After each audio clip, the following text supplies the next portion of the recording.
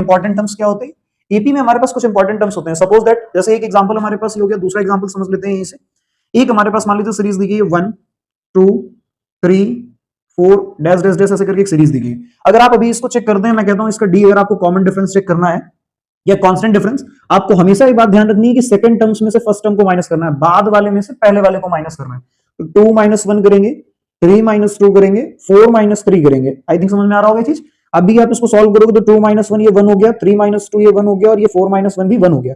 अगर ये difference same आ रहा है तो ये क्या हो जाएगा आपके पास, ये that is called this given series in are N AP. ये जो सीरीज आपके पास दी गई है ये किसमें होगी, R N AP. I think अगर इतना क्लियर हो गया होगा तो हम लोग आगे बढ़ेंगे। इसी एग्जांपल के थ्रू हम लोग यहाँ पर कुछ चीजें समझेंगे। एक हम लोगों ने एग्जांपल लिया हुआ है यहाँ पर, सपोज दैट मान लेते हैं हम लोगों ने एग्जांपल लिया 2, 5, 8, 11। इस सीरीज को आप देख के बता पा रहे होंगे, शायद इसमें आपको दिख रहा होगा डिफरेंस की +3 किया जा रहा है। 2 + 3 5, 5 + 8, 5 + 3 8, 8 + 3 11 डैश डैश डैश। ठीक, तो ये एपी दी गई है। अब इसके इंपॉर्टेंट टर्म्स की अगर हम लोग बात करते हैं तो यहाँ पर कुछ इंपॉर्टेंट टर्म निकल के आते हैं। जैसे ये हमारे पास जो सीरीज दी गई है, इसका जो ये पहला टर्म लिखा होगा इसको आप ए से डिनोट करेंगे, that is called first term of an AP. इसको हम क्या बोलेंगे भाई, फर्स्ट टर्म बोलेंगे।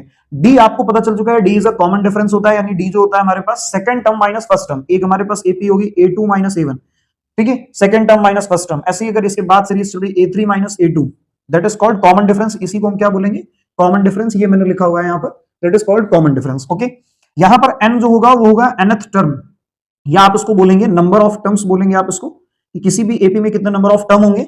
ओके, और यहां पर एक an टर्म मिलेगा इसको, जो कि ये होगा एक स्पेसिफिक टर्म होगा। ये क्या होगा, ये स्पेसिफिक टर्म होगा, या इसी को अगर अपनी लैंग्वेज में हम बोलें वैल्यू ऑफ nth टर्म होगी।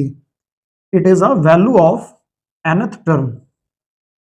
बात समझ पा रहे हो? इसको एक बार दोबारा हम लोग समझने की पूरी कोशिश करेंगे कि क्या हमारे पास दिया हुआ है। Number series, what is AP? Number series होगा, एक नंबर होगा, एक सीरीज दी गई होगी जिसका कांस्टेंट डिफरेंस निकलेगा, that is called common difference. इसको डिनोट डी से करेंगे। एग्जांपल से मैंने इस चीज को समझा रखा है आपको। इसके इंपॉर्टेंट टर्म्स आपके पास दिए गए, किसी भी सीरीज का पहला टर्म जो होता है उसको ए बोलते हो आप, ए से डिनोट करते हैं। जो डिफरेंस होता है उसे कॉमन डिफरेंस बोलते हैं। इसमें जो नंबर ऑफ टर्म्स बनेंगी, कोई सीरीज कहां तक गई है, that is called number of terms. It is denoted by n। इसको आप n से डिनोट करेंगे, and an is a specific term या वैल्यू ऑफ nth टर्म इसको हम बोलेंगे। ओके, अगर यहां तक समझ में आया तो कमेंट में आप एपी जरूर लिखें और लाइक करें, कमेंट करें, सब्सक्राइब करें। ठीक है, थैंक यू।